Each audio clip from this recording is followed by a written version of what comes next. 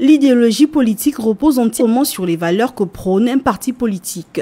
Pour ce faire, ceux qui gouvernent doivent avoir une éthique de pouvoir, c'est-à-dire que le pouvoir qu'ils ont n'est pas le pouvoir de se servir, mais c'est le pouvoir de se mettre au service des autres. Tout comme une structure associative a sa propre vision et son mode d'action, les idéologies des partis politiques renferment des codes, des principes, mais aussi un savoir-faire.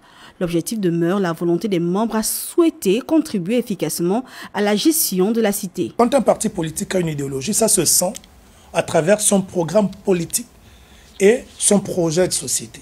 Donc la réalité au Gabon, c'est que le principe même d'idéologie n'est pas encore suffisamment intégré auprès des partis politiques. Malheureusement, au Gabon, l'idéologie politique fait souvent référence au concept de la majorité au pouvoir et de l'opposition, qui n'a d'autre raison d'être que de déloger le parti dirigeant, sans véritable fondement ou profondeur. Cette approche a généralement mené à des violences verbales et physiques lors des rendez-vous électoraux. Aucun des partis politiques ne fait la promotion dans ces textes de la violence. Malheureusement, vous faites bien de le faire observer, nous avons constaté que bon nombre de partis politiques, au lieu de promouvoir l'idéologie, se mettent à promouvoir les combats contre les individus. Non, ce ne sont pas des combats d'hommes, ce sont des combats d'idées.